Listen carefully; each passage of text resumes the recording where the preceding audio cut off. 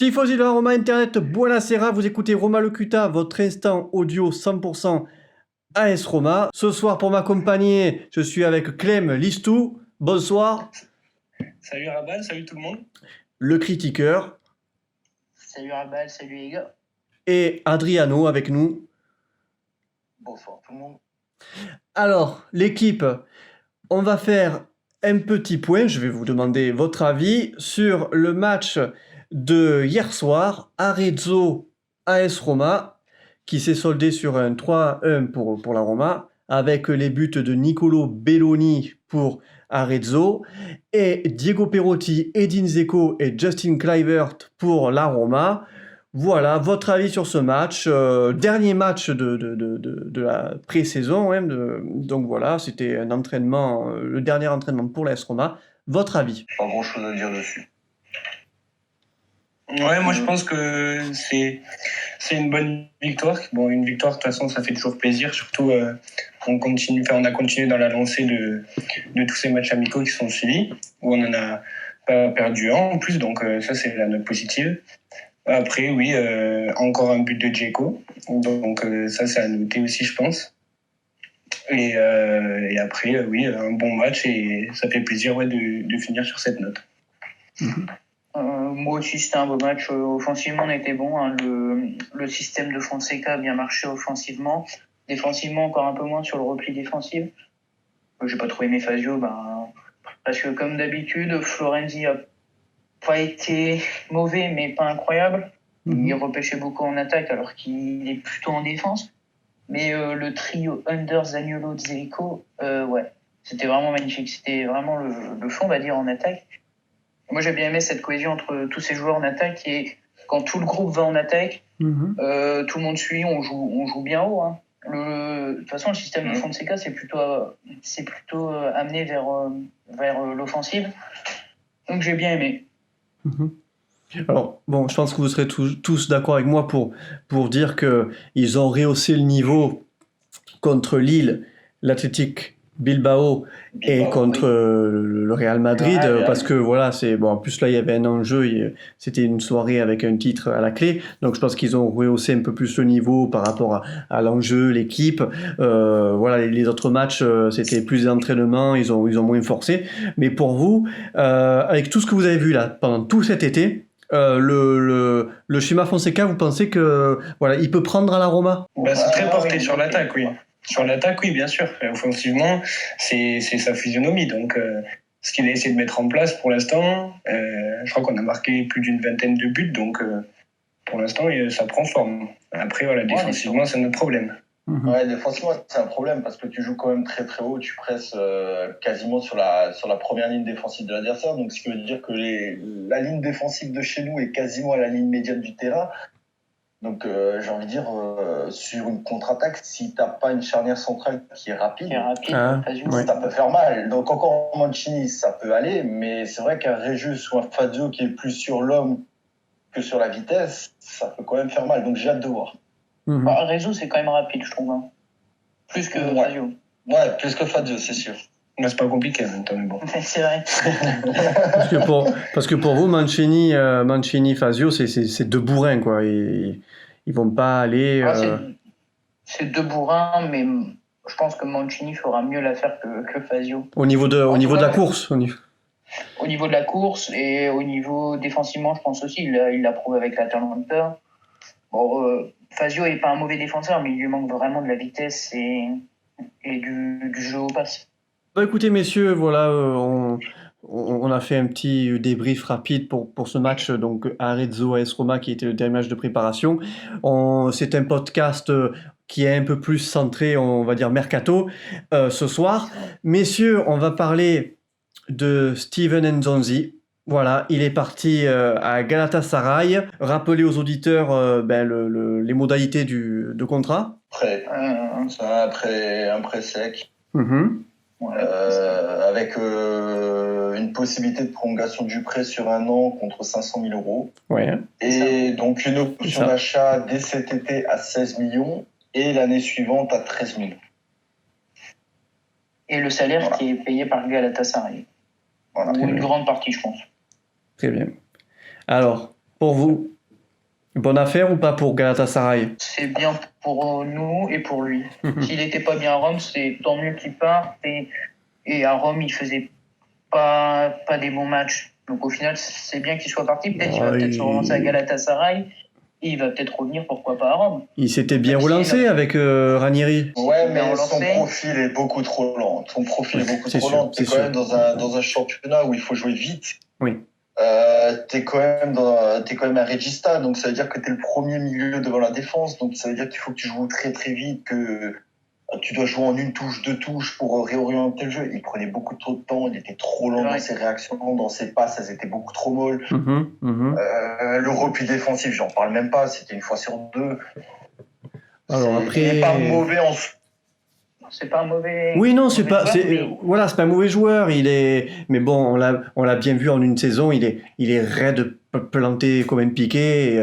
C'est surtout que oui, il rentrait pas dans le système Fonseca, justement, Non. comme C'est ça. on en a parlé avant. Mhm. Bon, après, si tu veux te placer du côté du Galatasaray, c'est sûr, tu récupères un champion du monde, quand même, faut pas l'oublier non plus.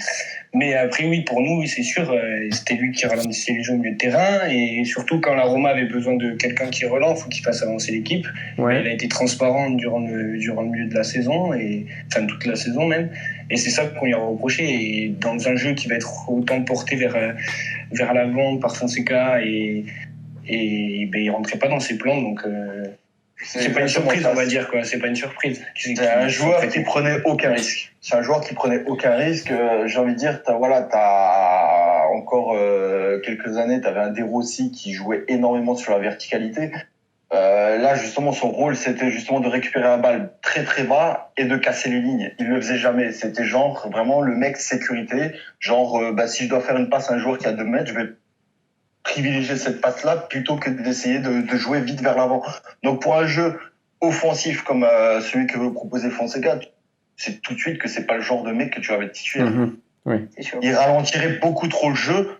Si c'est déjà porté sur l'offensif, ça va pas le faire. Donc c'est bien qu'il soit parti. En plus, le mec, à mon avis, il était super content parce que c'est même lui qui l'a officialisé avant les clubs. Ouais. Donc, Il était même bonne chance. le fait de tweeter comme ça, comme il l'a fait, de laisser le suspense comme ça. Il s'est pas adapté à Rome. C'est bien dommage. Pas adapté à Rome et pas à la Serie A, je pense. Hein. C'est pas un championnat qui est fait pour lui, peut-être. Ouais. Non, pas du tout. Après, moi, maintenant, la seule Première question ligue, je que pense. je me pose, tu vois, c'est sur l'annonce, est-ce que c'est son agent qui a fait le Photoshop avec le maillot de Galatasaray ou est-ce qu'il était déjà en Turquie pour avoir porté le maillot? Mais je pense que c'est plus un Photoshop, ouais, mais bon. Et oui, mais c'est comme ça, mais bon. Bon, Non, moi je trouve que c'était pas la meilleure façon de l'officialiser parce que il montrait déjà plus son envie d'être à Rome et moi je trouve qu'il a, on va dire, pas trop respecté, je pense. Déjà dans son Dans la approche avec mentalité. les supporters et Ouais. tout, et les supporters, même les tifosi, sincèrement sur le groupe, je pense que c'était celui vraiment qui voulait voir partir. Et quand t'es contre tes supporters, déjà ça se ressent, et en plus faire ça derrière, ça arrangerait. Donc bon, maintenant voilà, il a fait son choix. Et bon, je pense que c'est bien pour nous parce qu'on a quand même recruté derrière, on se retrouve pas sans rien à ce poste. Donc bonne chance à lui, et soit qu'il nous revienne plus fort, soit qu'il nous rapporte plus d'argent, quoi, mais c'est ça. Ouais, voilà. Bonne saison pour Steven Nzonzi à Galatasaray en Turquie. Messieurs, un autre joueur qui est parti en prêt, Rick Karsdorp. Il est parti, il est retourné en prêt à Feyenoord, aux Pays-Bas. Voilà, les modalités très sec. Voilà. Sans option de choix, ouais. Entre parenthèses, il a glissé un petit tacle à la Roma en disant que il se sentait seul. Alors, excusez-moi. Ça m'a... On dirait que c'est une habitude. On est prêté dans un autre club et derrière ça vient taper sur nous, mais ouais, qu'ils le disent devant les tifosi. Ouais, alors, mais surtout qu'il se tire une balle dans le pied parce que suffit que derrière il n'y a aucun club l'année prochaine qui se manifeste pour lui, il revient à Rome. Donc c'est quand même, il tacle le club chez qui il va revenir l'été prochain. C'est complètement mais alors moi j'ai dit sur Twitter que peut-être il reviendrait pas à Rome, il resterait carrément là-bas en Hollande en attendant que quelqu'un se manifeste pour le récupérer. Je pense qu'il va même pas faire le détour à Rome. l'année prochaine. J'espère pour lui. Hein. Il vaut mieux pas, je Pour lui, pense. parce qu'il va se faire accueillir. Hein. Parce que là, sincèrement, tu balances ça comme quoi t'étais tout seul, que t'es pas bien, écoute Coco, si t'es fragile, je sais pas moi. Rome, ça joue à haut niveau, faut se battre, c'est pas un petit club. Hein. Ouais, surtout sur cette forme-là où c'est qu'un prêt, un prêt sec, c'est pas un transfert. Quand t'es dans un transfert que tu sais que t'es pas censé revenir, même avec l'option d'achat, tu vois. Mais oui, bien sûr. Même encore, il y aurait une option d'achat. Là, c'est juste un prêt sec, quoi. C'est-à-dire que les mecs, ils ont même pas voulu prendre de risque de continuer le prêt derrière, quoi. Ils savent que le mec, 6 mois sur 12, il est à l'infirmerie et que le peu qu'il joue, il est dégueulasse, quoi. Donc, il est à Rome depuis 2017. Alors, la première année, je suis désolé, il était avec Strootman. Qu'on me dise pas qu'il était seul. Et la deuxième année, quand même, il s'est fait collègue avec les autres. Donc, déjà, il est arrivé, il était blessé. Il est arrivé blessé. Ouais, il est arrivé blessé. Mec, hein. C'est que déjà, on nous l'avait vendu comme la future pépite du couloir hollandais, machin. Il arrive blessé. Voilà. Je crois qu'il n'a pas joué pendant 6 mois. Mm-hmm. Et après, sur les 3-4 matchs qu'il a joué sur la première année, c'était pas ouf, quoi. Pour moi, déjà, il a rien à faire latéral, quoi. Il sait pas défendre. Je l'ai vu. Les peu de fois que je l'ai vu, je l'ai plus vu offensif. Il est vraiment porté sur l'avant avec son physique, mais sur le repli défensif, j'ai du mal avec lui. Hein. Ah ouais, honnêtement, j'aurais préféré récupérer Bruno Pérez. Parce que moi, Bruno Pérez, il savait défendre, quoi. Lui, il a vraiment du mal. Il est cuit. On n'a rien vu de lui. Ouais, même les touches, il sait pas les faire. À part ses tatouages jusqu'au cou, moi j'ai rien vu de lui. Déçu de cette transaction. Et bon, voilà. À mon avis, on l'avait recruté peut-être pour remplacer Florenzi en défense et Florenzi le monter comme ailier au milieu droit. Je pense que c'était peut-être pour ça. Remplacer parce qu'on a Florenzi, il est vraiment lui porté vraiment vers l'attaque. Et en attaque, on voit qu'il est bon. En défense, peut-être moins bon. Et nous, ce qu'on veut, c'est vraiment un défenseur droit vraiment qui défend. Et depuis quelques années, on n'arrive pas vraiment à trouver un défenseur droit qui pourrait peut-être être au-dessus de Florenzi en défense. Et Karsdorp, ça n'a pas été la meilleure solution. Ouais. Encore une affaire Monkey. C'est ce que j'allais dire. C'est encore une affaire Monchi. Sabatini, j'ai un doute. 2017, c'est Monchi. Alors, il est arrivé, comme vous dites, alors ça c'est un peu, c'est drôle. Il est arrivé, c'est un arrière droit, il est arrivé blessé. On pourrait faire de même, on pourrait même parler de Jonathan Silva qui est arrivé arrière gauche blessé, qui n'a jamais joué chez nous. Et c'est Monchi aussi. Ouais, mais on l'a vu un peu sur le terrain, contrairement à Jonathan Silva. Jonathan Silva, on l'a pas vu. Oui, Karsdorp, on l'a vu un petit peu, mais c'est quand même incroyable. Il recrute 2 arrières latéraux, gauche-droite. Les mecs sont blessés. Monchi, vraiment, sur ce coup-là, pas... Ouais, mais je pense que durant cette période, il n'y avait pas assez de mecs à l'infirmerie, elle était trop vide. Donc il fallait la blinder. Tu vois, il s'est dit, on a de l'argent à jeter par la fenêtre, on va acheter des handicapés et on va blinder l'infirmerie. Comme ça, Pastore ne sont pas seuls dedans, tu vois. Il fallait qu'il ait un peu de compagnie. Sinon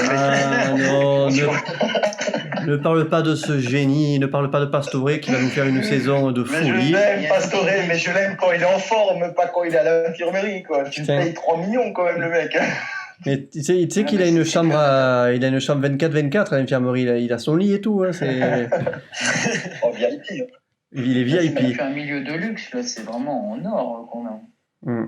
On va parler cette fois de 2 prolongations de contrat, celle de Sentingunder et de Nicolo Zaniolo. Ça c'est quelque chose que tout le monde attendait. Il fallait que ça se concrétise. Pour vous, un avis sur ces 2 prolongation. Ça envoie un message très très fort. Ouais. Très très fort parce que tu envoies quand même des mecs qui sont courtisés à des offres qui valent au minimum 80 millions d'euros. Tu blindes tes 2 meilleurs joueurs, hein. Voilà, les 2 pépites du club. Donc c'est un message fort, ça montre que comme quoi la Roma, avec l'arrivée de Fonseca et de Petracchi, veulent installer un projet autour d'eux. Ouais. Et que la Roma a les capacités de garder ses meilleurs joueurs surtout. Contrairement aux années précédentes où on te vendait la nécessité de vendre machin alors qu'il n'y avait pas le cas. Là tu vois que quand même les joueurs ont envie de rester. Ouais. Ça fait plaisir parce que c'est quand même des joueurs où tu avais les 10 meilleurs clubs européens qui étaient dessus, quoi. Tu avais des offres, je me rappelle encore de la Juve qui était prêt à proposer Douglas Costa et 80 millions pour Zaniolo. il n'y a pas beaucoup de clubs qui auraient refusé cette offre. Donc c'est bien, ça envoie un message très très fort que comme quoi la Roma veut investir sur des jeunes pépites. Ça, c'est cool. Donc Under jusqu'en 2023 et Zaniolo jusqu'en 2024. C'est ça. C'est ça, ouais.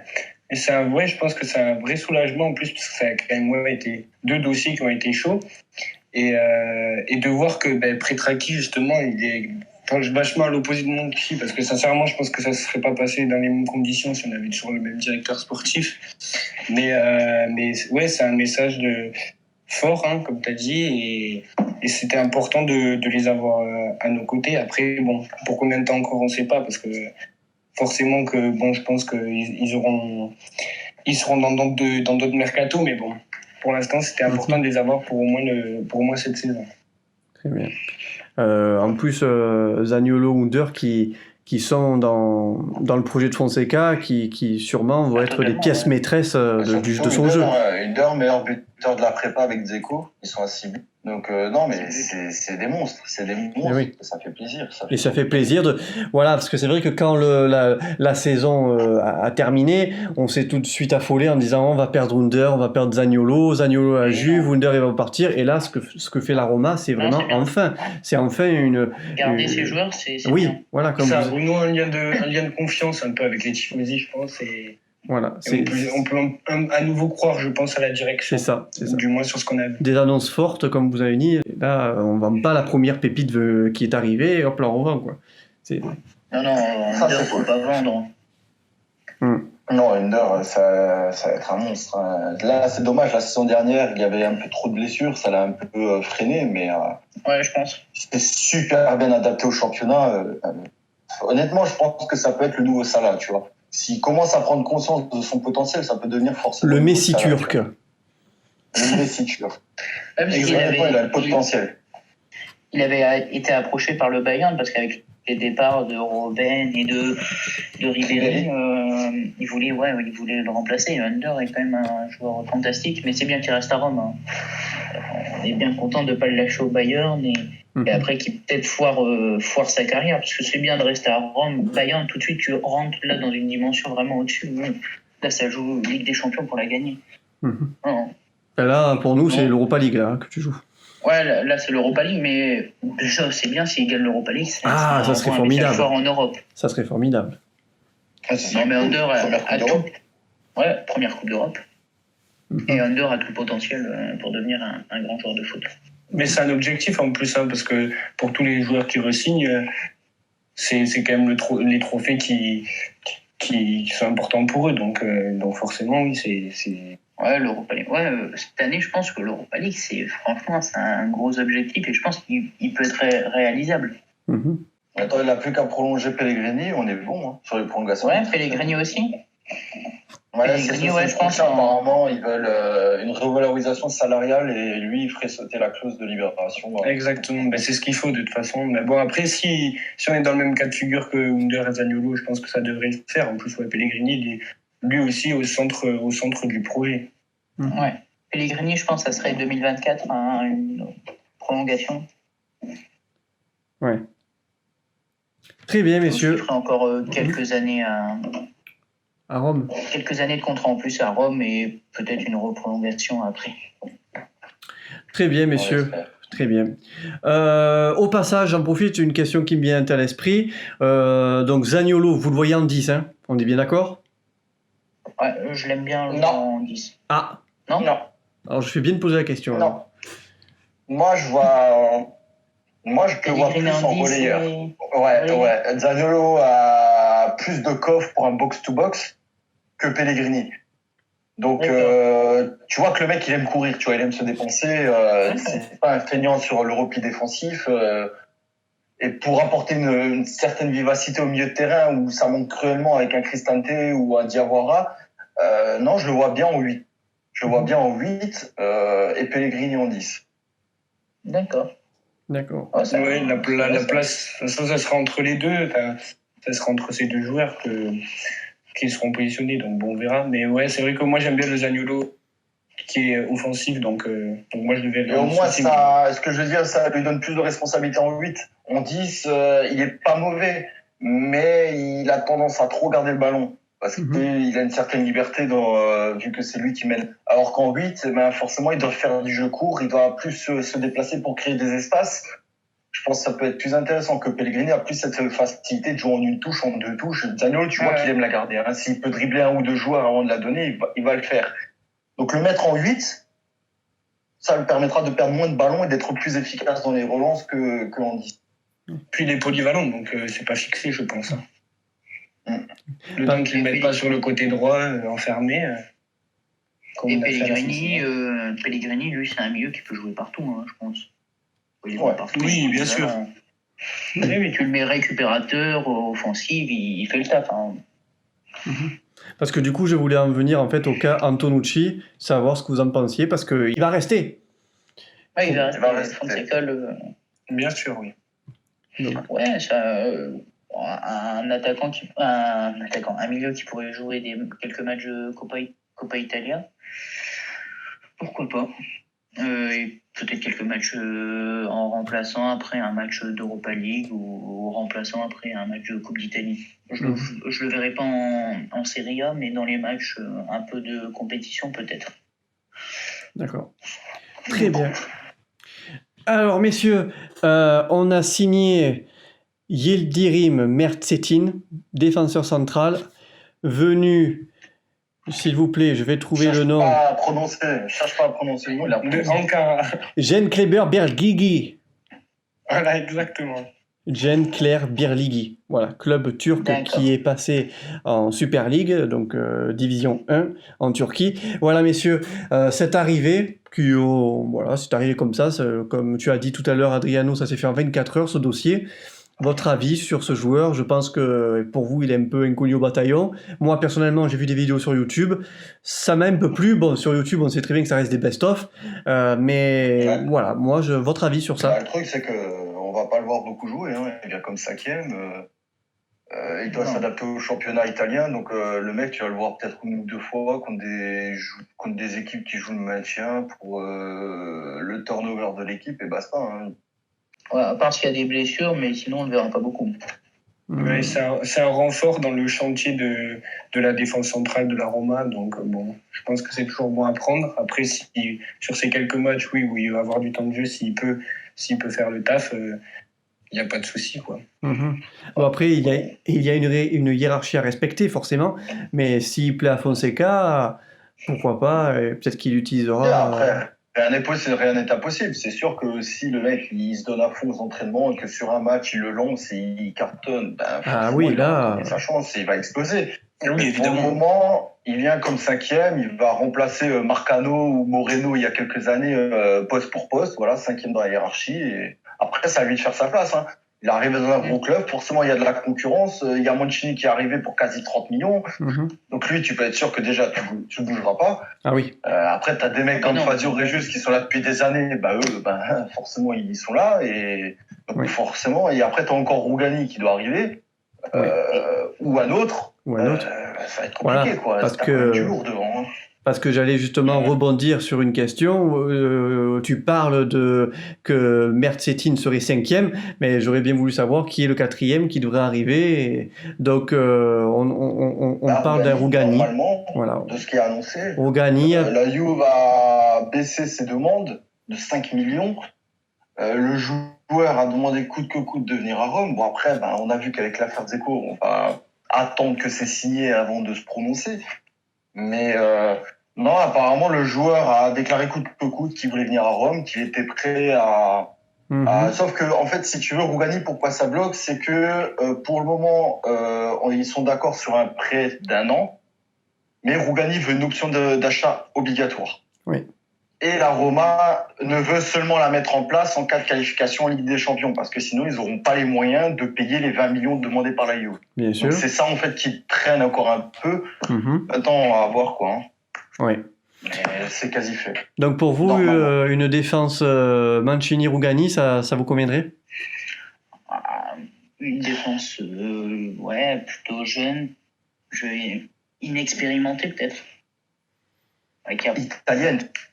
Italienne. Ça fait plaisir. Si on rajoute Spinazzola, Florenzi. Inexpérimenté. Spinazzola, Florenzi. t'as une ligne défensive italienne, donc ça fait plaisir. C'est vrai. Après, Ça, bien sûr. pour ma part, j'aurais plus essayé d'aller chercher un Izzo au Torino pour le même prix. Ouais. Et qui a plus Qui est beaucoup d'expérience. plus costaud, qui a plus d'expérience, qui est beaucoup plus costaud, plus rapide, moins de soucis de blessure, plus régulier dans les prestations. Rougani, Ouais, j'ai un il- peu de mal. C'est que la Juve l'avait vendu il y a quelques années comme le futur Bonucci. Ben oui. Et il a du mal, quoi. Il a vraiment du mal. Bon, après, devant, t'as Bonucci qui est ligne à la Juve, quoi. Mais je sais pas, même dans ses prestations, tu le sens pas serein derrière. Tu vois qu'il est vite stressé. Et les prises Juvi... d'initiative sont beaucoup trop lentes. Ouais. Je sais pas, j'ai du mal. Et en plus, il a 4 genoux, le mec. Et les Juventini je sais pas, francophones ne sont pas contre de s'en débarrasser. Ah, la Juve, Non, non, non, ils veulent non, pas. la De Juve, toute façon, ils doivent vendre. La Juve doit vendre impérativement parce qu'ils sont sur plus d'effectifs. Ils doivent vendre 4 à 5 joueurs avant Ah oui, la fin du mercato. alors déjà, oui, voilà, il faut qu'il absolument vendre, et surtout qu'il reste une semaine, donc il faut qu'il se bouge. Mais de ce que j'ai pu lire des Juventini francophones, ils seraient d'accord vraiment pour qu'ils partent, hein, Rugani. C'est pour ça. Ouais, ils veulent pas le garder, quoi. Dans leur position. Hein. Il faut se passer C'est dans ça, leur eux le position. connaissent mieux que nous. sûr. Donc, si Eux, eux, s'ils sont veulent vraiment se débarrasser, c'est qu'il y a un problème. S'ils sont vraiment pour, ouais, c'est sûr que ils sont pas aveugles non plus. Donc, Ouais. il faut faire De toute attention. manière, si jamais ils signent chez nous, il y aurait un podcast avec des Juventini invités, justement pour nous parler de ce joueur. Messieurs, voilà, il vient de nous rejoindre, c'est Marshall de 13 Magazine. Bonsoir. Bonsoir Rabal, bonsoir Romain, bonsoir tout le monde. Salut Marshall. Merci de nous avoir rejoints. Donc très bien messieurs, allez, on va passer au débat. Le fameux débat, voilà, ça, c'est l'information qui a eu l'effet d'une bombe. C'est arrivé comme ça, personne ne s'y attendait.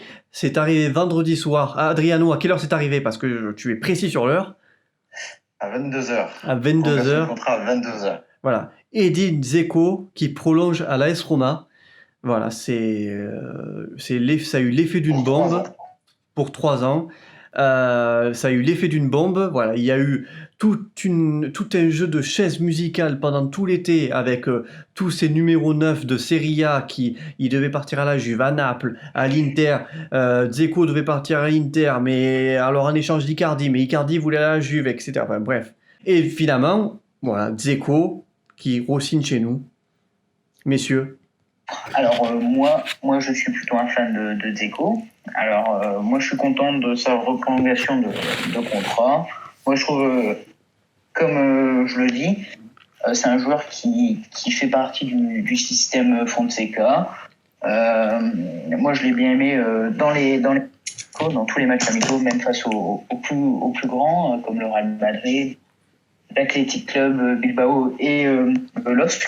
Moi, je trouve qu'il a été bon avec Under et Zaniolo, ça fonctionnait hyper bien. Alors je sais pas s'il a fait des bonnes préparations pour montrer qu'il voulait rejoindre l'Inter ou aller dans un autre club, ou pour montrer qu'il avait du niveau et peut-être pourquoi reprolonger son contrat et avoir une revalorisation de son salaire. Mais sinon, ouais, c'est un joueur que j'apprécie, même si Icardi, c'est un profil que j'aime bien, mais qui est totalement différent de Dzeko. Et si Icardi venait à Rome, est-ce qu'il pourrait rentrer dans le système de jeu de Fonseca? Donc je me pose cette question, parce que Dzeko, ça marche hyper bien. Après, imaginons qu'Icardi était venu à Rome, pourquoi pas Fonseca aurait fait un nouveau dispositif pour Icardi, pour qu'il soit dans les meilleures dispositions et pour qu'il soit au top de sa forme et être parfait à Rome et marquer plein de buts. Oui. Mais sinon, Dzeko, ça me dérange pas qu'il reste à Rome et je suis bien content. Très bien, très bien. Clem Listou, ton avis? Moi, mon avis, sincèrement, j'ai toujours défendu Dzeko. Donc, je me passe un peu dans la même position que le critiqueur. Bon, maintenant, c'est quand même un gros salaire qui va toucher, donc les attentes vont être plus importantes. parce que vu qu'il y a eu le dossier Icardi, là la pression va être bien plus importante pour lui. Ce que j'ai envie de noter surtout, c'est l'attachement que le vestiaire lui a porté à l'annonce de sa prolongation. Oui. On a vu, si vous avez suivi sur Instagram, tous les messages de Totti, sa publication, Nainggolan. de Totti qui est revenu, de Nainggolan aussi, de Florenzi qui a mis dans sa story que c'était la meilleure chose qui pouvait arriver à la Roma qu'il reste.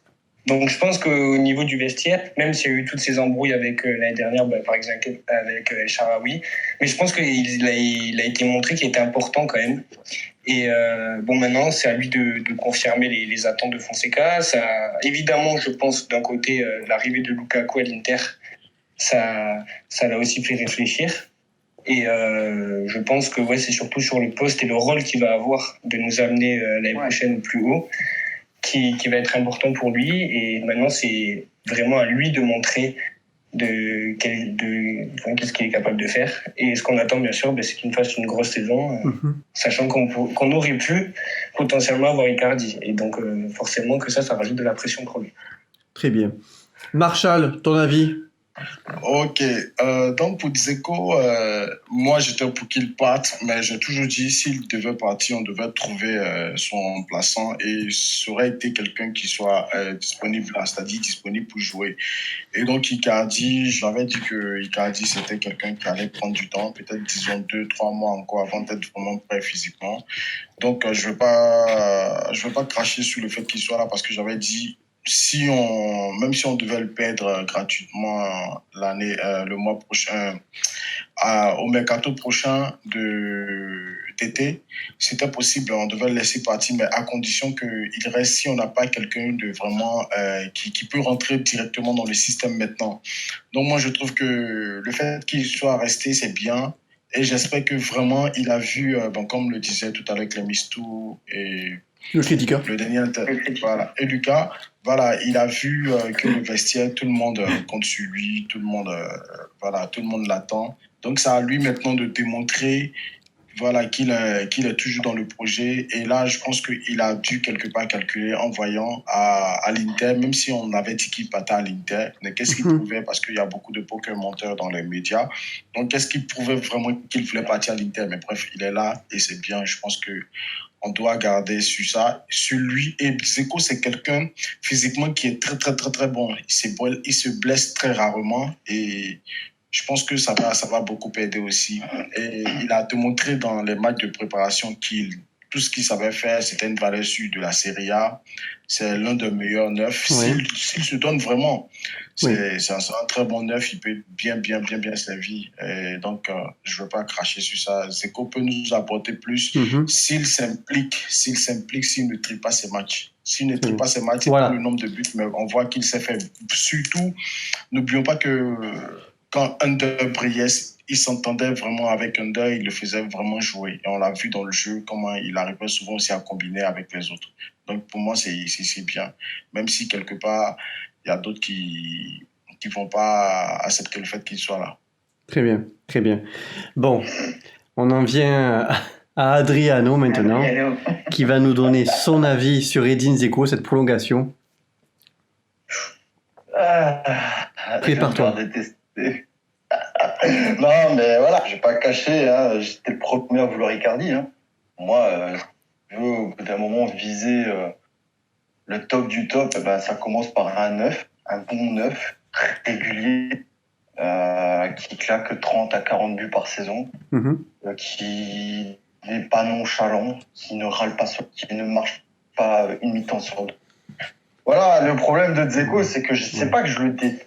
C'est que on sait le potentiel qu'il peut avoir à son meilleur niveau et il se limite trop. Donc encore, si tu me dis qu'on a prolongé le Dzeko d'il y a 2 saisons, qui te claque 36 buts sur une année, qui joue, qui se donne à fond, qui mouille le maillot, qui crée des situations pour ses coéquipiers, je dis oui. Alors, honnêtement, je dis un grand oui. Par contre, si c'est le Dzeko qu'on traîne comme un boulet depuis 2 ans, je te dis non. Au bout d'un moment, tu passeras pas de cap avec lui. Et c'est ça qui me dérange un peu, c'est qu'aujourd'hui, tu sais pas dans quel état d'esprit il est. Il a l'air motivé, ok, c'est bien, c'est des matchs de prépa. Mais après, il faudra voir contre des Vérone, il faudra voir contre des Bologne, il si le mec il est toujours aussi motivé que face au Real Madrid et l'Athletic Bilbao. Oui. C'est toujours la même chose avec lui. Si maintenant il a re-signé pour 3 ans et que cette année il claque 25 buts, toutes compétitions confondues, qu'on gagne la Ligue Europa, bah, je te dis ok, bravo, bien joué. Mais si c'est pour que derrière il me claque 9 buts contre des petits clubs avec des triplés contre Parme, non, je suis pas d'accord, tu vois. Tu le payes quand même 5 millions par an, ça fait 15 millions sur 3 ans pour un mec qui a 34 ans que personne ne veut. Ça fait cher payer, quoi. Je trouve honnêtement, ça fait cher payer. Bon. C'est-à-dire que quand même, tu vas le garder jusqu'à 37 ans. À 37 ans, à mon avis, ça commence à sentir un peu le roussi. À 5 millions par an. Ou peut-être même qu'il va partir l'année prochaine. Oui, mais il y a une chose aussi. Il y a une chose aussi, Clément, il y a un point que je voulais que tu as souligné tout à l'heure pour dire Zeko, il va claquer un triplé contre les petites équipes comme Parme et tout. Mais il faut comprendre que Rome, depuis maintenant, disons 4 ans, voire 5 ans même, Rome a toujours eu un problème avec les petites équipes. On ne s'est jamais défilé devant les grandes équipes. Et là, même s'il est brillant, moi je préfère qu'il soit brillant contre les petites équipes et contre les grandes équipes. S'il brille contre les petites équipes, il a un rendement. On ne va pas regarder sur le fait que ce soit les petites équipes. Mais si on arrive à gagner ces petits matchs-là, ce sont ces petits matchs-là, ce sont des petits détails. Parce que quand on regarde l'année dernière, l'année surpassée, on a toujours peiné devant les petites équipes. Et c'est quelque chose aussi qui sera bon. Parce que contre déjà le gros match, je sais qu'on se donne toujours à fond dans les gros matchs. Donc les petites équipes, c'est quelque chose... Là, s'il fait de grands matchs contre les petites équipes, moi ça va. Si on gagne, ne serait-ce que si on a 10 matchs contre 10 petites équipes et qu'on arrive à gagner au moins 8, c'est déjà bon avec 2 nuls, quoi. Moi, ça me va. Moi, je prends. Non, mais ouais. Mais c'est ça, en fait. Le problème, il est de là, quand même. C'est que si Dzeko fait une mauvaise saison, on va tous dire, ouais, on aurait eu Icardi peut-être l'année prochaine. Et si c'est le contraire, on aurait dit, bonheur, quoi. Merci d'avoir gardé Dzeko. Donc, ouais, c'est qui tout double, en fait. C'est un coup de poker, en plus, sur un dossier qui a traîné pendant 3 mois. Ça s'est réglé en 1 heure. Donc, Mais Icardi, est-ce que c'est une bonne solution à un gars qui n'a pas joué depuis je sais pas combien de mois Ah ouais, moi je voulais un mec intégré déjà devant. Attends, ça fait toute la différence, tu le vois bien. S'il avait fait une putain de saison avec l'Inter, bon déjà il serait pas sur le marché des transferts comme ça, mais... Je suis désolé, attends, c'est pas sur 2 ans près. Vous oubliez trop vite la Ligue des Champions quand on arrive en demi. Si on l'a pas, on passe même pas les 8e face au Shakhtar. Mais il est tellement sous-coté alors qu'il est hyper bon. C'est quand même cher le salaire. Quand tu penses. C'est vrai que c'est cher, mais quand tu vois que quand il contrôle des ballons, il a une conduite de balle incroyable, le mec. Il passe et tout, quoi. Ben oui. Ah oui, c'est sûr qu'un neuf qui arrive sans préparation physique, c'est clair. Ça va être compliqué. Après, Icardi s'était quand même entraîné depuis maintenant une bonne vingtaine de jours avec l'Inter. Ouais, mais... alors bon, c'est pas une préparation physique en entier, c'est sûr. Mais bon, ce que je veux dire, c'est que moi, comme j'ai dit, c'est que Dzeko ne me dérange pas plus que ça qu'il reste. Il connaît parfaitement le club, il connaît l'environnement. C'est quand même le 7e, ouais, c'est ça, le 7e meilleur buteur du club. Voilà, moi, comme dit, si tu me recrutes, si tu me prolonges le Dzeko il y a 3 ans, il n'y a pas de souci, je signe cash et je lui donne même le double de son salaire. Sachant que là, en plus, Marshall disait que, enfin, non, c'était pas Marshall, c'était, qui disait qu'il y a une revalorisation salariale. Non, il a baissé son salaire, hein. Il est descendu de 6,5 à 5 millions. Mais voilà, c'est comme dit, c'est quand même 5 millions pour un joueur de 34 ans. Oui, mais s'il n'est pas formé. Que juste l'Inter voulait, il n'y avait pas d'autres demandes. C'est ça qu'il faut voir aussi en compte. Oui, c'est ça, oui, c'est sûr. Il n'y a pas eu d'autres offres. Oui, Monaco, rapidement, il y a eu Monaco, mais bon, c'est plus une... Ça, c'était une prise d'information. Pris de couloir, ça. Oui. Voilà, c'est une prise d'information, mais c'était pas vraiment une offre concrète. À part l'Inter, il n'y avait personne. Donc, ce qui veut dire que... voilà, moi, comme dit, c'est que... Moi, ça me dérange pas. Ça me dérange pas. Dzeko, c'est un joueur que j'apprécie quand il est à son meilleur niveau. Parce qu'on sait qu'il peut être très très bon, il peut relancer. En plus, c'est bien parce qu'il a un rôle un peu de faux neuf. C'est que c'est pas vraiment un neuf, c'est qu'il va plus tourner autour de la zone pour pouvoir récupérer la balle, jouer en tant que pilier devant et de redistribuer. Il a un peu un rôle entre le 9 et le 10, tu vois, c'est un faux neuf. Donc c'est ça que j'aime bien avec lui. Et en plus, il est grand, il est très bon de la tête, de voler, j'en parle même pas. Donc à son meilleur niveau, je dis oui tous les jours. Mais à son meilleur niveau. Et pas un match sur 4 dans le mois, je décide de faire un match de voler, je claque 4 buts, 2 passes D.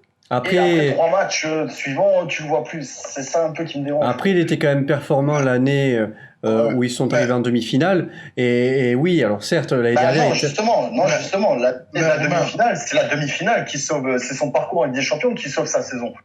Parce qu'en championnat, il dépasse à peine les 10 buts. Donc, mais- la seule saison vraiment complète qu'il a fait, c'était il y a 3 ans où il met 36 ou 39 buts sur une année. Là, il a vraiment cartonné. On avait fait un super parcours en Serie A où on avait fini deuxième. Je crois que cette année, on était relégué en Europa League après élimination phase de groupe et on avait atteint les quarts de finale de l'Europa League, si je me trompe pas. Là, ok.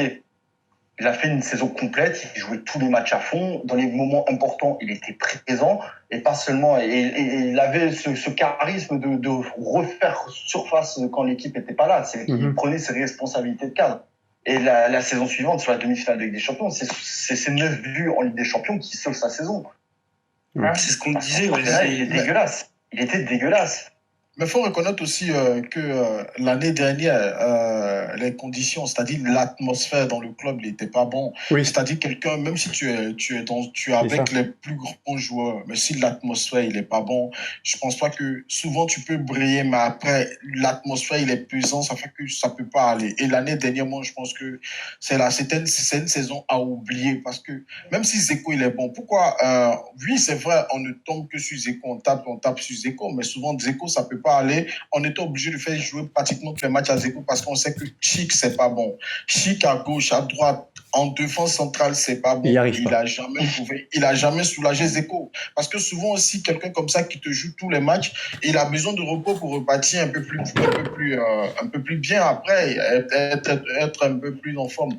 Mais quand on voit que il n'avait pas ce repos là et l'atmosphère qui n'était pas bien, on a vu même Zeko même qui s'est pris la tête avec Florenzi et tout. Donc faut comprendre que l'atmosphère, c'était pas facile. Moi, je demande pas 1000 buts à Zeko. Je lui demande même pas. Si il veut, il me met 10 buts dans l'année. Mais Zeko, quand on voit la meilleure saison de Under, quand tu vois la meilleure saison de Under, avant que Zaniolo ne vienne, c'était Zeko qui était pratiquement... Parce qu'il combinait bien avec le jeune, il arrivait à combiner. Et c'est vrai qu'il y a eu les matchs amicaux récemment. Mais les matchs amicaux, ça démontre l'engagement du monsieur. S'il a toujours cette envie-là, qu'il arrive à jouer, et Fonseca lui a donné cette envie de jouer, cette envie d'être au cœur du projet. Aujourd'hui, c'est l'attaquant numéro 1 de Fonseca. Fonseca base son attaque sur lui, c'est un leader. Et pourquoi même pas lui donner le brassard s'il faut, mais moi, ça me gêne pas, tu vois, mais c'est quelqu'un... Je pense que s'il a cette envie-là, si quelqu'un lui rallume cette petite envie-là de toujours se donner, Zeko, c'est un professionnel. Il aurait pu ne pas venir tirer la gueule. Oui, il a tiré la gueule, oui, on a vu ça. Mais il aurait pu se retenir, dire, mais il s'est défoncé, il s'est donné. Maintenant, le truc, moi, je pense que si l'atmosphère est bien, si elle est bonne, le mec, il va pas te mettre 25 buts. Il peut le mettre ou bien il ne peut pas le mettre. Mais son hygiène de vie est bien. Et physiquement, c'est quelqu'un qui se blesse très rarement. Moi, je sais que ces jeunes qui sont sur les ailes, il peut les faire marquer, il peut les rendre... Voilà, il n'a pas forcément besoin de lui mettre 20-25 buts. S'il arrive à combiner avec ces jeunes-là, il peut les faire marquer, les rendre trucs. Moi, je pense pas que si Conte le prenait, c'était pour devenir meilleur buteur. C'était pour plus faire briller Lautaro Martinez ou Romelu Lukaku. Parce qu'il connaît la valeur du monsieur. Il connaît sa valeur. C'est ce qu'il peut lui apporter. Après, là où je suis d'accord avec toi, c'est sûr que si cette flamme revient comme il l'a montré sur la préparation, on est tous d'accord que Dzeko va être monstrueux. Ah oui. Là-dessus, on est tous d'accord. Bien sûr, Après que tu viens de me dire que la préparation, il l'a fait en entier de bonne humeur parce que Fonseca l'a fait. Non, s'il a fait une bonne préparation, c'est parce qu'il voulait partir à l'Inter. Et que s'il faisait des matchs de merde, l'Inter aurait lâché le dossier depuis des mois. Voilà pourquoi il a fait une bonne préparation, et notamment un putain de match contre le Real Madrid où il a été exceptionnel. C'est parce qu'il voulait partir à l'Inter. Là encore, son agent a déclaré hier que ça fait maintenant que 4 jours qu'ils ont commencé à se retourner la tête pour prolonger parce que l'Inter mettait trop de temps et qu'un joueur comme Dzeko ne peut pas se permettre d'attendre éternellement un club. Voilà pourquoi. Donc ça veut dire que aujourd'hui, on est dimanche, donc ça fait depuis mercredi, le mec, il a la tête à l'Inter. Il a la tête à l'Inter. Donc, ce qui veut dire que, vu que l'Inter, ça allait pas se faire, il a retourné sa veste pour signer à la Roma. Et c'est ça qui me dérange, tu vois. C'est que tu crées une mauvaise ambiance pendant quasiment 1 mois et demi parce que tu veux absolument partir. Et vu que tu vois que ça se fait pas, tu retournes ta veste en disant oui, ici c'est chez moi, nanani, nanana. Oui, ok, c'est chez toi, mais alors pourquoi tu veux partir? Le foot, moi je pense que le foot ça va vite. C'est des choses, il y a des trucs comme ça dans le foot. Il y a des joueurs même qui n'avaient pas envie d'aller dans certains clubs. Mais ils sont partis dans ces clubs-là, ils ont brillé.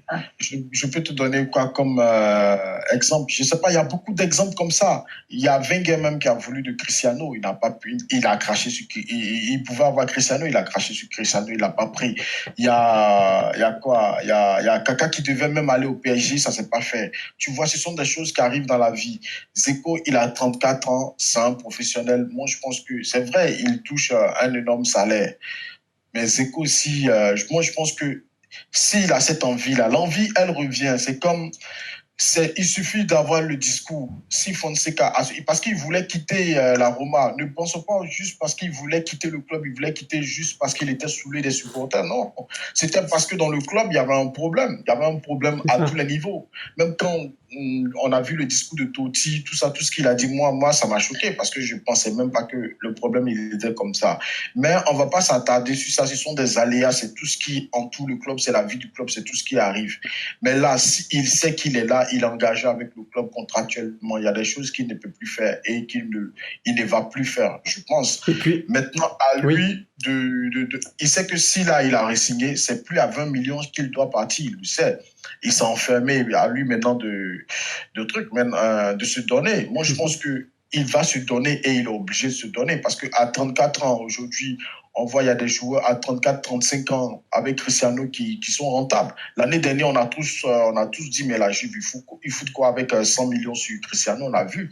Il y a beaucoup de joueurs. Totti, moi, je pense que Totti pouvait jouer encore 1 an. Si tu as une bonne hygiène de vie, que tu te blesses rarement, tu peux jouer beaucoup. Et Zeko, franchement, moi, j'ai dit ici, s'il devait partir, il pouvait partir. Mais on devait trouver quelqu'un qui allait répondre directement physiquement et qui allait vraiment apporter un plus dans l'équipe automatiquement.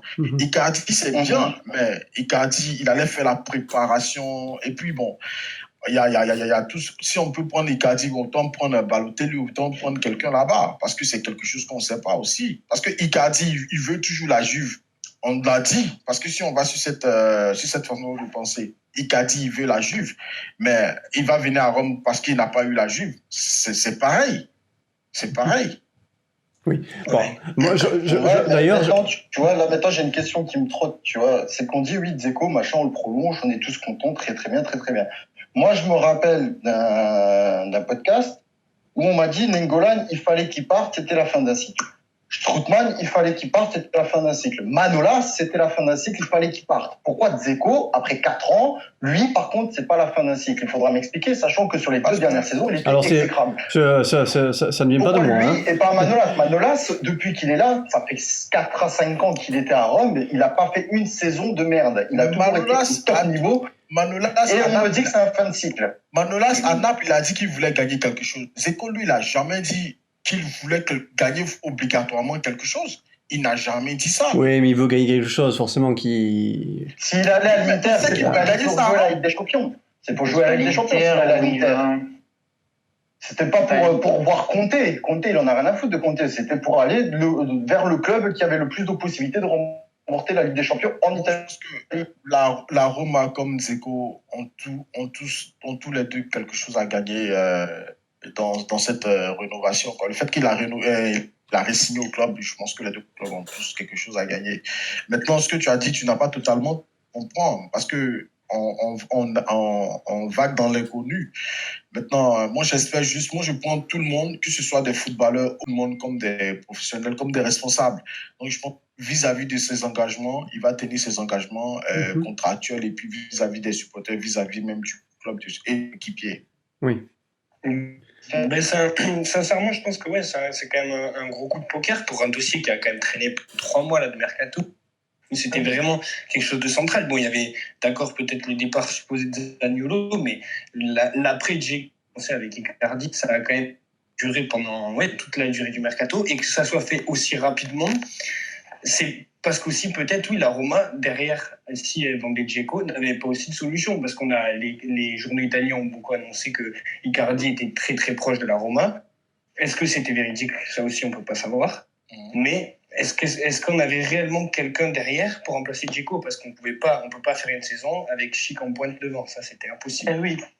De toute façon, Dzeko, comme la Roma l'avait annoncé, même Petra qui l'avait annoncé, c'est que Dzeko ne serait parti à l'Inter seulement en cas d'arrivée d'un attaquant. Et il l'a toujours dit depuis le début du mercato. Donc ça veut dire que Icardi ou pas Icardi, si un attaquant ne serait pas arrivé, Dzeko ne serait pas parti. Voilà. Évidemment. Bien sûr. Ça déjà. Alors, Tu peux pas te permettre de perdre ton œuf si c'est derrière pour te retrouver avec Chic et des frères devant. C'est pas possible.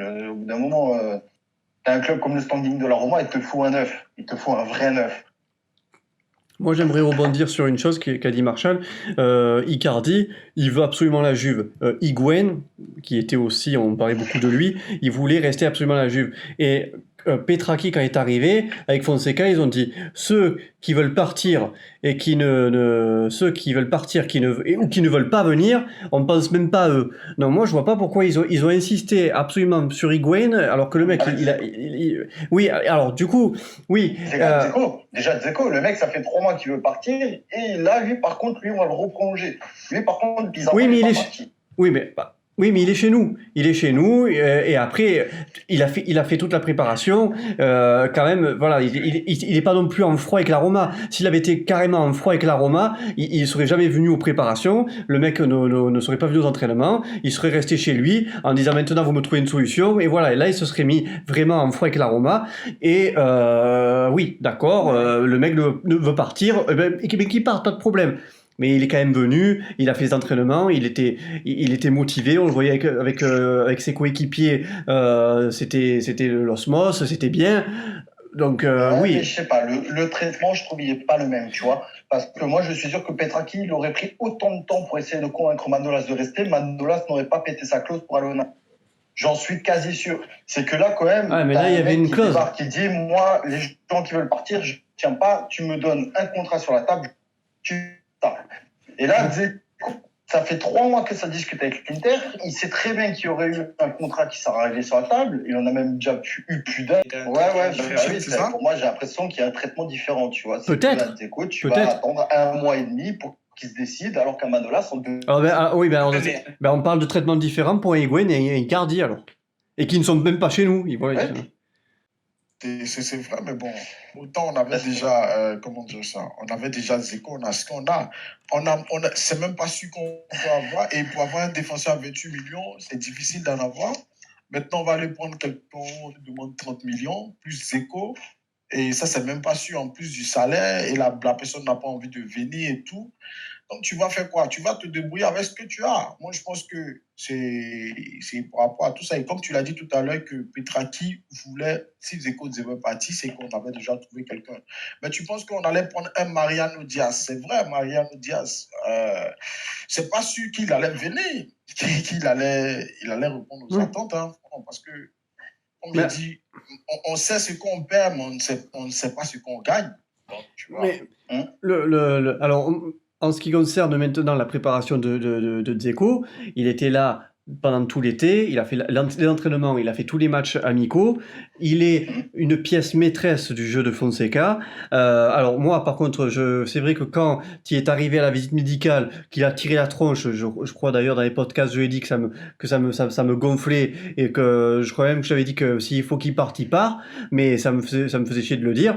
Mais là, finalement, quand l'annonce a été faite de cette prolongation, j'étais très content parce que moi, Dzeko, je voulais quand même qu'il reste, voilà. En plus de ça, donc, pièce maîtresse du jeu de Fonseca, on donne un mec qui est en pleine possession de toute son énergie, de toutes ses capacités. C'est un buffle. On le donne à l'Inter. Et là-bas, il aurait cartonné. Alors, je préfère qu'il cartonne chez nous. On donne un mec prêt à l'emploi. Et on récupère un type qui a passé son été sur un transat sgeg-galère à regarder les informations, et je vais à Naples, et je vais à la Juve, et je vais à Rome. Mais alors, pourtant, Icardi, ça m'aurait fait plaisir de l'avoir. C'est vrai que sportivement, économiquement, c'est vrai, les gars, Icardi, c'est bien beau. T'inquiète pas que le SGEC, il l'a fait travailler avec la Wanda. Ça, je peux t'assurer. Voilà. Alors Dzeko. Mais après, tu vois, Raval, ce qui est bien, c'est qu'on est tous sur la même longueur d'onde. C'est qu'un Dzeko qui est en pleine possession de ses moyens et qui joue son meilleur football, on signe tous les jours. Mais Bien tous. sûr. Le mec qui dit qu'on le signe pas quand il est à son meilleur niveau, mais le mec, il est taré, il comprend rien au football. Moi, le problème, c'est qu'il est trop irrégulier, il choisit trop ses matchs, il est nonchalant. Peut-être qu'avec Fonseca, ça a changé. Si la meilleure état d'esprit que Fonseca arrive à lui donner ce déclic pour qu'il redevienne un affamé de but, mais là, je signe cash tous les jours. C'est sa quatrième là. Ta 5e année, donc c'est-à-dire il a passé plus de temps à Rome même que dans un autre club. Dans tous les autres clubs. Quoi qu'il arrive, ça aurait été Icardi ou Dzeko, le 9 de la saison prochaine de la Roma aurait eu une pression énorme. Oui, parce que si Dzeko se rate, on aurait dit voilà, il fallait Icardi de toute façon. Et si Icardi s'était raté à la Roma, on aurait tout dit.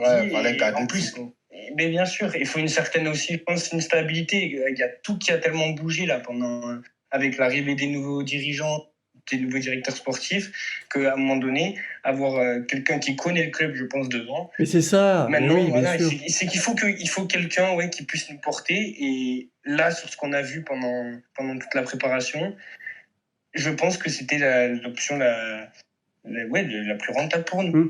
Alors, mais, l'équipe Dzeko, oui, c'est vrai que des fois, il fait chier, il choisit ses matchs. Ok, d'accord. Mais il est à la Roma depuis 4 ans, ça va être sa 5e année. Il reste.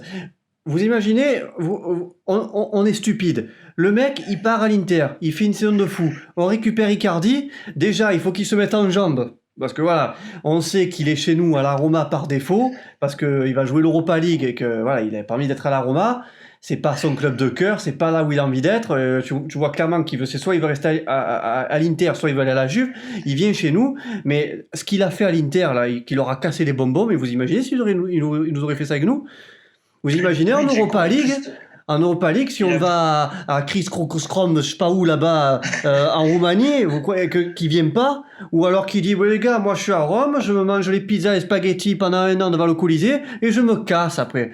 Voilà, c'est pas... Il a plus à prouver. Il s'est fait siffler par la Curva en rentrant face au Real.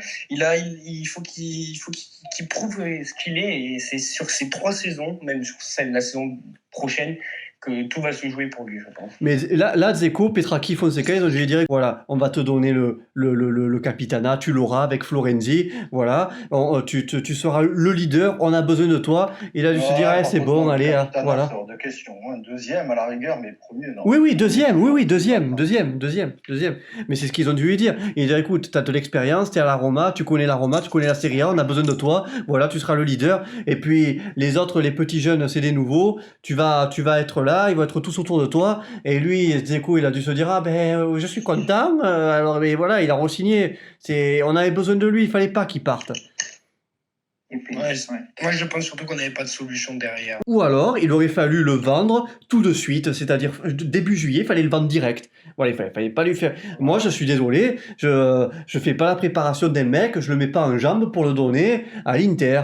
Fallait faire une Monchi, fallait le vendre 10 millions. À part Dzeko, hein, quand on laisse l'histoire en mettant de côté le fait que Dzeko, il n'a pas été vraiment bon. L'année dernière, il tirait la langue et tout. Hein. Mais dans le contexte, supposons que Icardi, ce ne soit pas possible parce que depuis le début, pour nous, Icardi, c'était quelque chose qui était irréalisable. C'était irréaliste, on est d'accord sur ça. Oui. Higuaín qui n'a pas envie de venir, Higuaín c'est le même truc que Dzeko. Donc on ne sait pas, Higuaín il s'est promené un peu, Milan, Chelsea, c'était pas ça. Donc, à part dans ce calibre-là, Dzeko, tu peux gagner quel attaquant dans ce calibre-là à bon prix et sans mettre autant de salaire? Il n'y a presque pas. Tu seras obligé de surenchérir, d'acheter quelqu'un vraiment cher et ça va plomber les finances.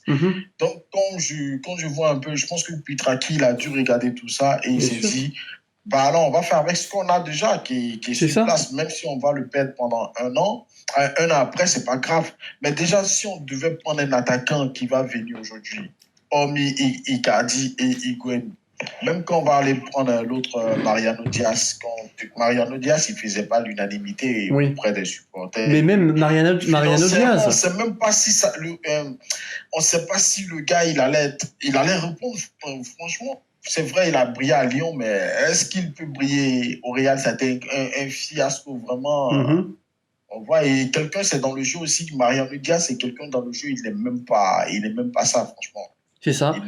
Il n'est pas du tout ça même. Et Dzeko, quand Fonseca il regarde son jeu, il a vu. Dzeko, c'est quelqu'un qui aide beaucoup les ailiers, qui produit aussi souvent pour ses milieux de terrain et tout. Donc, Fonseca a dû mettre la pression aussi pour dire ce gars-là, il est déjà là. Il participe dans mon système. Je l'ai eu pendant presque toute la préparation. Oui, c'est mon œuf titulaire. C'est pourquoi le club a forcé une prolongation. Bien sûr. Je pense que si les trucs étaient rompus, si la communication était rompue, si tout était vraiment gâché, je pense que le club allait se débarrasser de lui. Par contre, c'est un vrai coup de poker. Ouais. Voilà, c'est un coup de poker. Par contre, maintenant, en ce qui concerne la doublure, là, les portes sont ouvertes parce que Chic ne convient pas, Defrel ne convient pas, donc tu peux très bien récupérer un joueur qui n'a pas fait de la préparation à la Roma, tu peux très bien récupérer un et le mettre à sa place, il fera beaucoup mieux que Chic. Voilà, qui se prépare dans l'ombre. Voilà. Ils doivent partir. Chic et Defrel doivent partir. Ça, c'est bien sûr. Même avec ses mais il fallait garder ce 9 titulaire.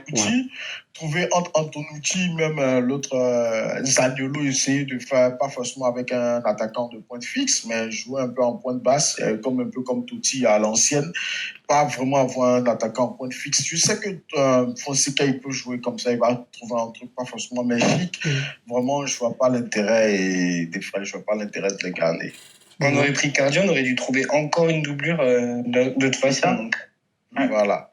Dans tous les cas, c'est le dossier avec le décès là. Faut que ça se règle. Hein. Mais pourquoi pas Petraki maintenant aller chercher Icardi derrière? Pourquoi il ne peut pas le faire? Oui. Jamais, parce que moi j'ai dit ici, le mercato italien, les journaux italiens, ils disent beaucoup de choses qui ne sont pas vraies. Donc moi je ne veux pas trop commenter les rumeurs, je veux voir ce qui arrive et ça arrive. Moi quand un Romain, tu m'as dit que Dzeko il avait signé, je ne croyais pas. J'étais obligé d'aller regarder pour croire parce que je ne croyais même pas. Donc qu'est-ce qui dit que Petraki ne va pas trouver, parce que l'Inter, ils n'en veulent plus. Avec tout ce qu'ils ont fait, je ne pense pas qu'ils vont pouvoir le reprendre. Et Icardi, qu'est-ce qui fait que Petraki, maintenant, ne va pas faire une folie pour aller le chercher? Ah, mais il pourrait. Oui. Mais... Ah, ben là, oui. Ah, là, il peut. Ah, là, il n'y a pas de problème. Ah, oui, là, il peut. Là, il peut. Ah, oui, aucun souci. Parce que l'Inter, avec son salaire, ils ne vont pas le garder comme ça un ensemble. Ouais, mais nous, financièrement, est-ce qu'on peut assumer Icardi? C'est ça? Oui, bien sûr. Ah, mais si. Moi, je pense que financièrement, si ça va dépendre de Palota. Je pense que si Palota il se mouille, ça va se faire. Moi, je pense que si Palota il se mouille, ça va se faire. C'est faisable dans le sens où Dzeko, tu payes encore moins cher que l'année précédente, vu que tu économises quasiment 2 millions. Et comme dit, de base, Palota était prêt à mettre les 10 millions par an qui étaient prévus pour compter sur Icardi. Et tu te débarrasses des deux autres tes frais. Tu te débarrasses des deux autres boulets, là, et puis voilà, tu récupères une partie. Tu économises 6 millions de salaire, plus les 2 millions, ça te fait déjà 8 millions. Mais est-ce que ça détruirait pas la confiance qu'on met envers Dzeko en le mettant en centre et en... Au contraire, aux attaquants, ça va les motiver. Ça va les motiver. Moi, je pense surtout qu'un mec comme Dzeko, il va pouvoir se reposer et se dire, au moins, je peux me reposer sereinement parce que j'ai un attaquant derrière qui a suivi. Et pas là où tu le mettais de repos, tu voyais que le mec sur le banc de touche, il avait les mains qui commençaient à trembler parce que tu avais soit Defrel, soit Chic, quoi. Parce que si on arrive à se débarrasser de Gonalon, Defrel et Chic, moi, je pense que Petraki va essayer jusqu'à la dernière journée. Parce que déjà, on économise en salaire et puis je pense que quelque part, ça sera possible. Si on arrive à se débarrasser de ces trois-là, ça sera possible. Je pense bien. Je pense comme dit, tu arrives quand même sur un mec qui a 34 ans, il arrive sur ses 35. J'ai envie de dire, il ne va pas continuer à faire des saisons pas jouer tous les gens. Donc il va peut-être faire encore cette saison où il va peut-être cartonner parce que voilà, c'est Fonseca, la redistribution des cartes, etc. Peut-être l'année suivante, mais la troisième, il aura 37 ans, ça va commencer à devenir compliqué. Tu vois. Donc c'est sûr que si maintenant il peut déjà chercher une doublure qui peut commencer petit à petit à prendre la place de titulaire, il va le faire, c'est sûr. Donc pourquoi pas? Mais j'ai envie de dire, ça reste quand même compliqué. Ça va être compliqué, mais je pense que s'ils font le prêt payant, et le salaire, ils décident de prendre même tout le salaire en charge, je pense que ça peut se faire. C'est pendant un an. payer 5. Parce que là, le problème, c'est que si toi, tu le prends pas, c'est Naples qui va le prendre. Et Naples, s'ils arrivent à recruter Icardi, ils ont une équipe de porc. Hein. Mais si Naples, ils prennent le petit qui est au PSG, le jeune qui est au PSG, Lozano, je pense pas que ce sera possible de prendre Icardi après. Si, justement, c'était prévu. Parce Sauf que que Lozano, c'est 40 nous, on avait millions. priorité sur le dossier, étant donné qu'on mettait quasiment 2 millions de plus sur le salaire. Mais avec Zeko, là, c'est-à-dire on re-signe Zeko, mais on ne met pas 20 millions pour re-signer Zeko. Donc, c'est-à-dire qu'on a un peu de ressources financières pour aller tenter Icardi, en fait. La question, c'est est-ce qu'on va blinder pour un défenseur central et trouver une doublure peut-être moins forte ou peut-être un éclair de génie encore de Petraki d'ici la fin. En tout cas, vivement le prochain Roma Inter. Je pense que moi, je pense que Petraki, il a quelque chose derrière la tête. Moi, je pense que Petraki, il a quelque chose. S'il arrive à refourguer ces deux-là, il va tenter quelque chose. Même si c'est pas Icardi, mais je pense qu'il va tenter quelque chose. S'il arrive à refourguer. Bien sûr, oui, ça va bouger, c'est sûr, ça va bouger. Très bien, messieurs. Je sens que la semaine, elle va être chaude. Oui. Très bien, très bien. Niveau info. Ça fait un petit moment maintenant. Alors on va se rapprocher tout doucement vers la fin de ce podcast. On a bien parlé de Dzeko et du coup Icardi et tout ce qui a tourné autour de lui. On va terminer ce podcast avec une question. Gonalon apparemment qui irait vers Rennes. Ouais, c'est déjà moins chaud que le dossier Icardi-Dzeko, mais bon. Plus simple, plus discret. plus discret, ouais, je pense. Voilà. Il s'entraîne à Rome ou pas? Si, il s'entraîne. On l'a pas trop vu dans les groupes. Hein. Moi, je pense que pour lui, c'est mieux d'aller à Rennes. Hein, parce que moi, je vois même Angers, même pour lui, parce que ça fait déjà presque 2 ans qu'il ne joue pas. Parce que la première année à Rome, il n'a presque pas joué. L'année dernière, il s'est blessé. Et cette année, même Angers, si Angers vient, qu'il mette même ne serait-ce qu'un petit peu la Rome. Va le céder, quoi. Donc, c'est dans son intérêt d'y aller. Parce que là, au milieu du terrain, c'est bouché. Il ne peut même pas essayer même de... Diarra, virer tout. Franchement, c'est dommage. C'est dommage parce que c'est pas le mauvais gars. Il est plutôt bon, mais c'est juste qu'il est hyper maladroit. Et dans un rôle aussi important sur le terrain... Tu te rappelles l'année dernière en Ligue des Champions, il faisait que des passes en retrait et toutes ces passes en retrait étaient interceptées. Je pense qu'on a encaissé il y a 2 ans. Barcelone comme ça. À chaque fois, il avait ce problème-là. Et donc, je pense que quelque part, il paye cash, quoi. Ouais. Voilà. Et puis, il s'est blessé en plus physiquement, c'était pas top. Sinon, Gonalon, à Lyon, c'était quelqu'un de vraiment. Moi, c'était pas le son. Ouais. Oui, pour la Ligue 1. Ouais, mais pour la Ligue 1. Rome, ça change. Et puis, si t'es pas physique. Il s'est pas adapté. Hein, voilà, Non, mais c'est la malédiction des Français à Rome, à mon avis. Ouais. On verra si on touche du bois pour virer tout. Fais gaffe à ce que tu dis, parce que le Vertou l'a payé cher. Hein. Ah ouais, voilà, on touche du bois pour virer tout. C'est pas Gonalon que t'achètes 5 millions, je m'en fous encore 5 millions, mais le Vertou, il a coûté cher, donc porte pas la poisse. J'espère pas, mais j'espère. Vertu va briller un peu, disons, un petit peu comme l'autre là, le Français qui joue au milieu de terrain là, Dacour, un petit peu. Ouais, c'est ça, Dacour. Voilà. Mais Vertu, moi, franchement, j'étais pour qu'il vienne et moi, par rapport à ce que j'ai vu de lui, je pense qu'il va apporter un petit plus, quoi. Il va apporter un petit plus. Et moi, j'espère que Cristante, moi, je sais que Cristante, quand j'ai vu un peu, il est pas mal. Il est très, très bon, même. S'il prend un peu plus confiance en lui, il sera vraiment, vraiment monstrueux, Cristante. Donc, tu dis, l'année dernière, il y avait trop de choses. Je pense que mentalement, les joueurs, ils allaient péter un câble l'année dernière. Mais cette année, ça change un peu, l'atmosphère, ça change. Et j'espère surtout qu'on aura moins de blessures par rapport à l'année dernière. Même si on a 30, c'est bon, parce que l'année dernière, on est arrivé, on passait vers les 50 comme ça. 50 blessures. 67 blessures musculaires. 67. 67 Ah oui, ouais. Maintenant, Pastore, je pense que à lui, il avait au moins 20. Donc... Non, mais Pastore, il compte pour les 50 blessures. Très bien, très bien. Alors, messieurs, on va terminer le podcast sur Robin Olsen. Voilà, le transfert apporté à Montpellier. Et beaucoup de paroles ont été dites sur Twitter. On finit crescendo ce soir. Hein. Ouais, voilà. Tout Là, tumulte. son agent a pété les plombs, a menacé Palota de balancer des dossiers. C'est ça. Ah Ouais. ouais? J'arrive pas à comprendre. J'arrive pas à comprendre parce que le mec, c'est l'agent d'Under, il prolonge Under, nos problèmes. Mais Donc, parce qu'il Bayram- va se débarrasser d'Olsen. Bayram Tutumlu. Voilà, l'agent de Robin Olsen et de Changing Under. Voilà. Ah, Pas sûr que ce soit l'agent, mais Il y a aussi, pas loin. Ouais, il est proche des joueurs. Quoi. il est également l'agent de.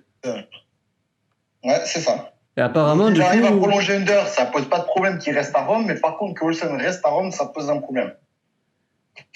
donc J'ai apparemment, pas trop pour l'instant, compris, Olsen mais resterait à Rome. bon. Pour moi, Olsen est à Rome, hein, deuxième gardien. Ça fait Olsen, peur. deuxième gardien? Non, il y a Mirante Olsen, encore. moi, je pense que Olsen a été victime de l'année dernière parce que, reconnaissant début de saison, il n'était pas mauvais. Mais remplacer quelqu'un non, Alisson, c'est c'est de la folie. Alisson, Non, mais Olsen, c'est à d'autres tensions, il faut arrêter les conneries. Même remplacer Mirante, là, de ce qu'on a vu pendant une Ouais, saison. Mirante, Non, il faut plus faire de cadeaux là. C'est terminé. Non, mais Mirante, c'est Olsen, il gardien faut de arrêter les luxe. conneries, quoi.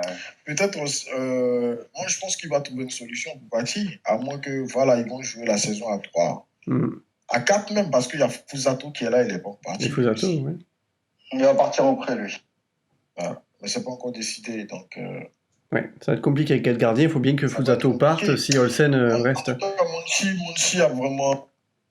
Non, Et c'est- Monchi... Ouais. Il nous a fait vraiment du mal. Est-ce qu'il est conscient du mal qu'il nous a fait? Bon, ben là, je pense qu'ils s'en foutent maintenant. Hein. Et petite question, c'était quoi le problème avec Robin Olsen à Montpellier? Les commissions d'agents qui étaient trop élevées. D'accord. Ah oui. Voilà. Bon, après, les clubs de Ligue 1 sont tous... Bon. Et après, c'est parce qu'ils ont aussi recruté un autre gardien à Montpellier, donc le prêt, il s'est pas fait. Et... Oui. Et voilà. Mais là, j'ai vu vers des trucs, la Russie disait. Ouais, c'est jouable, là, j'ai envie de dire. Hein. C'est jouable à voir. Mhm. Non, parce À que moi, voir. je le vois pas en deuxième gardien. Je pense que Mirante sera la doublure de... Ah, mais Mirante, il faut le garder, ça, c'est sûr. Ah ouais, non, Mirante, l'année dernière, on ne le mettrait pas deuxième gardien. Ça, Même si après, on a recruté Paul Lopez, donc lui, il faut qu'il soit premier. Mhm. Pour le prix qu'on l'a acheté, faudrait pas non plus le mettre sur le banc. Hein. Je pense C'est qu'il n'a clair. pas mis les 10 gardiens les plus chers. C'est ça? Ouais. 30 À millions. ce prix-là, tu vas pas le mettre sur le banc? Non, Ah bah non. même pas. Et je pense qu'avec le peu de matchs qu'il a joué, il est pas mal. Oui. Ouais, il est pas mal. Mais dans la relance, je trouve qu'il est bon. C'est un bon gardien, un jeu au pied, il est bon. C'est un peu style Alisson, le jeu au pied. Donc ça va. Ouais, mais Le jeu mais au pied, Alisson, c'est c'était pour, vraiment... c'est pour mieux construire en allant de derrière. Donc, Ouais. ça va. Bon, très bien, messieurs. Bah, écoutez, on a fait un bon gros podcast ce soir. Voilà, on va terminer. On a fini. Il va y avoir sûrement encore beaucoup d'actualités C'est jusqu'à le début de cette saison qui reprend à partir de dimanche Ouais, pour nous. pour nous. Et du coup, la clôture du mercato après, voilà, où on ne pourra plus acheter de joueurs. Donc, il va bien falloir que ça bouge durant cette semaine qui arrive. Ouais. Voilà. Avec moi ce soir, Clem Listou. Eh ben, écoute, merci beaucoup Abal de ton invitation et merci à toute l'équipe et vivement la reprise maintenant. Vivement la reprise. Le critiqueur. Elle critique, ouais, merci à tous. Ouais, c'était cool, c'est sympa, on a bien discuté. Adriano, qui était là ce soir. Ouais, merci pour l'invite, comme d'habitude. Et ouais, vivement dimanche, quoi. Ça Vivement commence dimanche. à manquer. Oui. Et Marshall qui nous a rejoint en cours de route. Ouais, merci pour tout. Hein. Tu sais, quand tu m'invites, je cours, sauf aujourd'hui. Bon, il y avait un contretemps, mais Pas de problème. je suis tellement pressé de recommencer la saison. Tu vois, Oui. Rome, c'est ma vie, c'est tout. Même hier, il y a mon fils qui est venu en vacances pour moi. Et hier, il jouait à FIFA. Il me dit, je veux jouer avec Ronaldo. Il me dit, je me suis dit, tu dis quoi? Il dit, enlève ça dans ta tête. Tu joues qu'avec Rome et tout. Donc après, il a commencé à jouer et tout. Il m'a dit, tu peux jouer avec Ronaldo, mais Rome, c'est le meilleur club. Et je me dis, Ah oui. ouais, Rome, c'est ma vie. Ma femme, elle ne comprenait pas pourquoi je pleurais quand Totti il a arrêté de jouer au foot. J'ai dit, mais tu ne peux pas comprendre. Non, c'est des choses qui ne s'expliquent pas, tu vois. Totti, De Rossi, tout ça. Quand j'ai commencé à suivre le foot, j'ai vraiment commencé à m'y intéresser. C'était mon cousin. Il était tellement fan de Totti. Il était fan. Il m'a transmis ça comme ça. Et c'est parti. À part Rome, je peux supporter d'autres clubs de gauche à droite, mais Rome, j'ai ça dans le sang. Je ne peux jamais trahir Rome, quoi. C'est ancré dans mon cœur. Donc, tu imagines, quand je vois pas les matchs, il faut comprendre, c'est difficile à supporter. Ben, merci pour cette anecdote, Marshall. Merci beaucoup. Donc, les amis, dimanche, Roma-Genoa pour le premier match de la saison 2019-2020. Si jamais il y a une grosse actualité, il y aura forcément un podcast dans la semaine. Sinon, on se retrouve pour le débrief d'après-match dimanche. Voilà. Messieurs, bonne soirée. À la prochaine. Ciao. Ciao. Ciao. Ciao.